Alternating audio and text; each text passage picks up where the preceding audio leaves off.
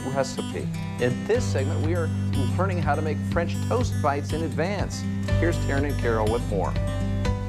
All right, thank you, John. Yeah, mornings are very busy, especially for families, and so it's nice to have a good breakfast ready to go or something that's easy to make. And so I'm here with Karol Swan from the York area with CommonGround, and this is called French Toast Bites. Yes. Is it your recipe or did you find it somewhere? We found it. My daughter actually sent it to me off. She's always hunting up recipes. But it's a nice one because you can make it in advance, put it in the refrigerator overnight, bake it. If you want to set your alarm, get up and put it in the oven, then go back in bed for a little while, say on a weekend, and it'll be ready. But all I did is just take this is plain old white bread, and I just kind of quartered it and put it in there. I have about 12 slices in this pan. Then we have eggs, sugar, milk. We have all the good stuff. You want me to start stirring this? Sure. Okay. And cream. Ooh. You see, we have to have cream. This is a typical holiday thing. You start your holiday with rich, yummy things, and then some vanilla, and you just whip it up. Okay. And I have the eggs. I didn't crack that. I don't want to crack it and get a shell in there.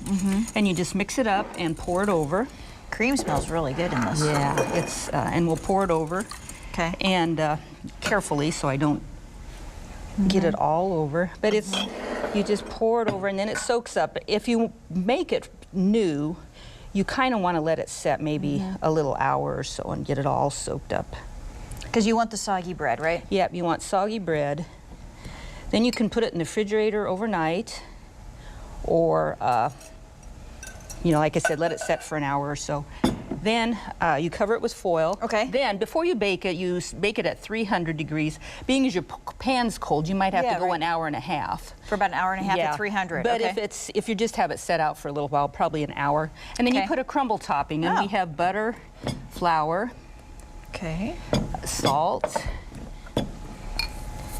cinnamon, and brown sugar on there. And we just kind of make a crumb topping.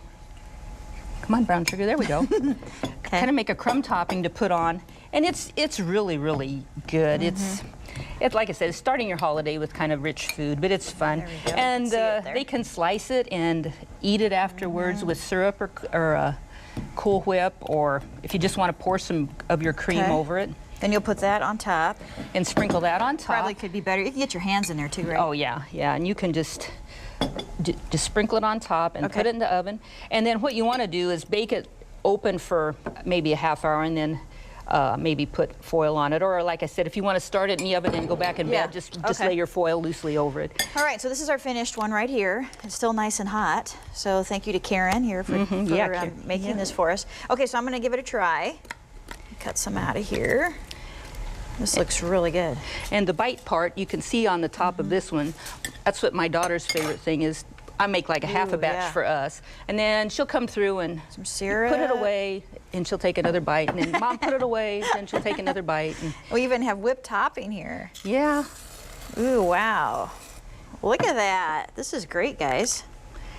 And your cream, like you can buy a little pint of cream, and if you want to just put your cream in the freezer and save it for another batch, you can also do that too. Okay, I'm going to give it a try. Sometimes you can't always get all your cream used up, and it's just, I really, really enjoy it. This is really good.